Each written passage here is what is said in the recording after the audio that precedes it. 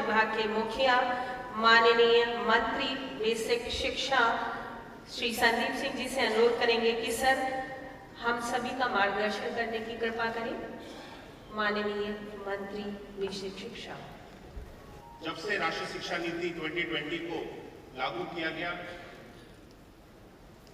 बड़ी तेजी के साथ हम सब लोगों ने अपने पूरे करिकुलम को, कोर्स को, पठन पाठन के तरीके को पूरे डिपार्टमेंट में इसको अडॉप्ट करके बदलने का हम सब लोगों ने काम किया है।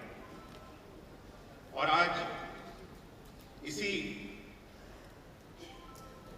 श्रृंखला में हम सब लोग एक कदम और आगे बढ़ते हुए, क्योंकि आने वाला युग टेक्नोलॉजी के ऊपर निर्धारित है और हम सब रोजमर्रा के जीवन में आज किस तरह से टेक्नोलॉजी के प्रयोग से अपने सभी कार्यों को करते हैं, ये हम सब लोग देख रहे हैं। और आने वाले समय में ये सारी चीजें और बढ़ती जाएगी और टेक्नोलॉजी के माध्यम से जो चीजें करने में हमको अधिक समय लगता था, कठिनाई होती थी, आज वो सारी चीजें हम सब लोग पलक झपकते ही पूरी कर लेते हैं। लेकिन इन सारी चीजों का ज्ञान होना, टेक्नोलॉजी को किस तरह से प्रयोग करना है, इसके बारे में जानकारी होना, ये अपने आप में एक बहुत बड़ी चैलेंज के रूप में हमारे सामने चीज है, क्योंकि टेक्नोलॉजी दिन प्रतिदिन बदलती चली जा रही है और हमारे छात्रों में, हमारे आने वाली पीढ़ी में इस ज्ञान का भाव ना हो, इसको लेकर के हम सब लोग आज बहुत तेजी से अपने करिकुलम, अपने जो भी पूरा हमने करिकुलम तैयार किया है, इसमें बदलाव कर रहे हैं, जिससे कि आने वाले समय में हमारी जो नई पीढ़ी तैयार है, इसके सामने कोई भी इस बदलते हुए एनवायरनमेंट को लेकर के कोई भी चैलेंज सामने ना आकर के खड़ा है। आज डिजिटल लिटरेसी को लेकर के यहाँ पे पूरा पाठ्यक्रम बनाया गया है, जिसको मैं समझता हूं कि बहुत ही कम समय में हमारे डिपार्टमेंट के द्वारा तैयार किया गया है, हमारी पूरी SCRT की टीम के द्वारा तैयार किया गया है, जो कि अपने आप में बहुत बड़ी, उसी में एक कदम और आगे बढ़ते हुए हमारी टीम उपाय के द्वारा भी, क्योंकि आर्टिफिशियल इंटेलिजेंस आज हर जगह हम सब लोग इस्तेमाल करते हैं। ये एक ऐसी चीज है जो हमें आंखों से नहीं दिखती, लेकिन हमारे पीछे बैकग्राउंड में ये बहुत सारा काम करती रहती है। बल्कि कहिए कि आज जितनी भी चीजें हम अपने स्मार्टफोन्स को, कंप्यूटर्स को इस्तेमाल करते हैं, आर्टिफिशियल इंटेलिजेंस उसके पीछे, उसका एक बहुत बड़ा रोल है। इसके बारे में हमारे बच्चे जाने। आज टीम उपाय के द्वारा एक जो प्रयास किया गया है, उनके डिफरेंट मॉड्यूल्स उन्होंने तैयार किए हैं, अपनी एक वेबसाइट तैयार की है, वीडियोस तैयार किए हैं। मुझे लगता है कि इसके माध्यम से जो आर्टिफिशियल इंटेलिजेंस के बारे में, AI के बारे में हमारे बच्चों को नॉलेज होनी चाहिए। एक बहुत बड़ा सहयोग इसके माध्यम से, टीम उपाय के इस प्रयास के माध्यम से हम सब लोग कर पाएंगे। बहुत बड़ी उपलब्धि है। मैं अपनी ओर से अपनी पूरी इस टीम को अपने हृदय से शुभकामनाएं देना चाहता हूं कि जिनके कठिन कठोर परिश्रम से आज हम सब अपने विभाग को इस नई ऊंचाइयों तक लेकर के जा पा रहे हैं। और माननीय मुख्यमंत्री जी की और माननीय प्रधानमंत्री जी की जो अपेक्षा है हम सब लोगों से, हम उनकी अपेक्षा। तो इस सब को देखते हुए हम लोगों ने सोचा कि जनमानस को इस नई तकनीक के बारे में कैसे बताया जाए, कैसे जागरूक किया जाए, ताकि वो उसका उपयोग कर सके। इसी को ध्यान में रखते हुए हमने इस ओरिएंटेशन मॉड्यूल का विकास किया है। इसमें आर्टिफिशियल इंटेलिजेंस के बारे में, उसके उपयोगों के बारे में और उसकी संभावनाओं के बारे में आप विस्तार से इन वीडियोस में देखेंगे। मैं उससे पहले आपको ये बताना चाहूंगी कि ये टीम उपाय की यात्रा कैसी रही, ये टीम उपाय कैसे गठित हुई।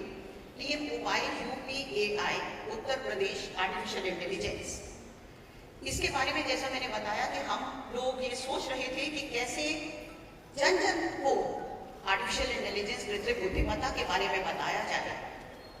तो उस परिप्रेक्ष्य में हम लोगों ने ये सोचा, इकट्ठा किया कुछ लोगों को कुछ यूनिवर्सिटीज के, सेंट्रल यूनिवर्सिटीज के, स्टेट यूनिवर्सिटीज के, NITs के लोगों को, विशेषज्ञों को, विशेषज्ञों को हमने एकत्र करके एक समूह बनाया छोटा सा, और उससे हमने फिर ये सोचा कि किस किस बारे में आम जनता जानना चाहेगी। उन टॉपिक्स को हमने चिन्हित किया।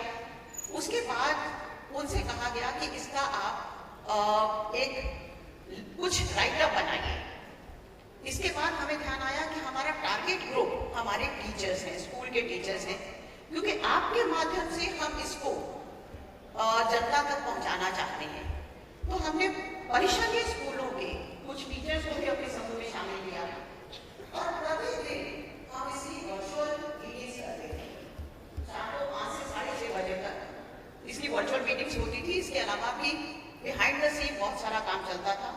तो विषय विशेषज्ञों ने पहले कंटेंट लिखे, उसके बाद उसकी PPT बनाई, प्रेजेंटेशंस बनाई। अब सोचा गया कि उसको हम वीडियोस बनाएंगे, तो उसके लिए कुछ हमें क्रिएटिव्स की आवश्यकता पड़ी, कुछ विजुअल्स, कुछ ऑडियोज, कुछ वीडियोस।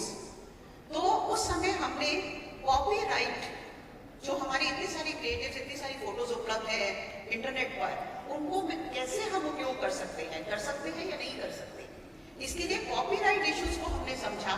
पूरी टीम को परिषदीय विद्यालय के ही एक टीचर ने इस पे हमें लेक्चर दिया, हमें समझाया कॉमन क्रिएटिव्स क्या होते हैं। उसको देखते हुए सभी विशेषज्ञों ने और क्रिएटिव एक्सपर्ट्स ने भी मिलकर कुछ क्रिएटिव्स तैयार किए।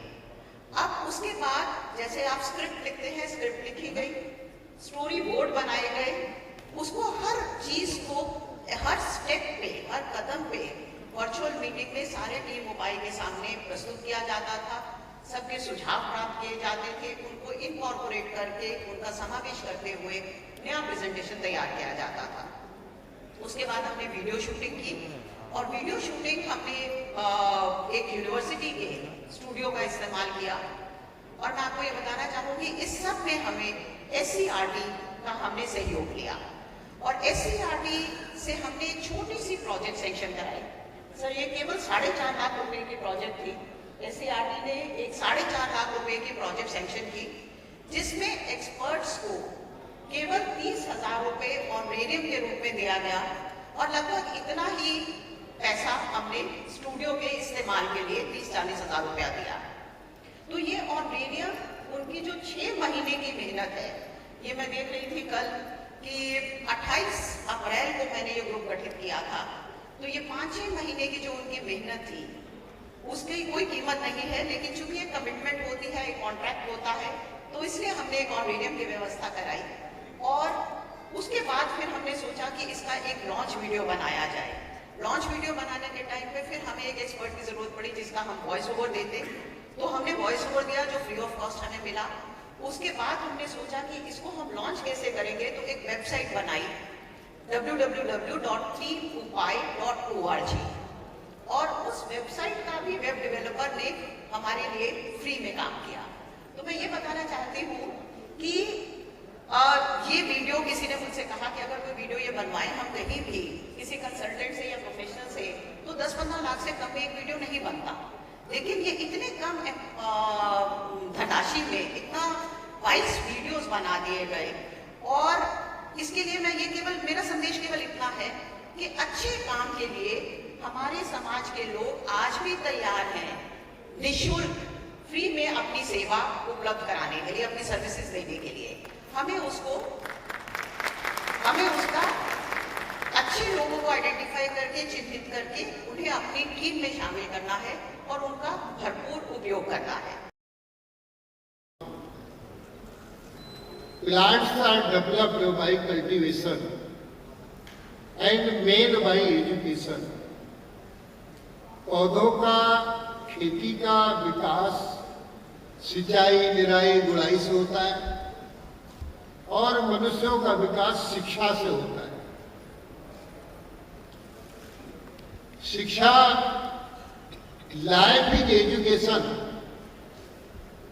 जीवन पूरा शिक्षा ही है।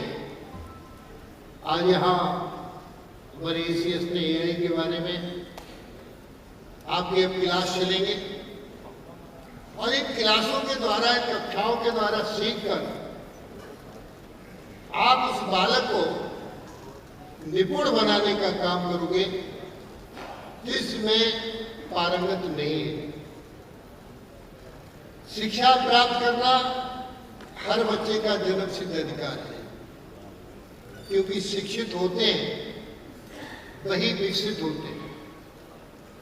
जो शिक्षित होते हैं वही आगे बढ़ते हैं, और जो शिक्षित होते हैं वो देश को दिशा देने का काम करते हैं।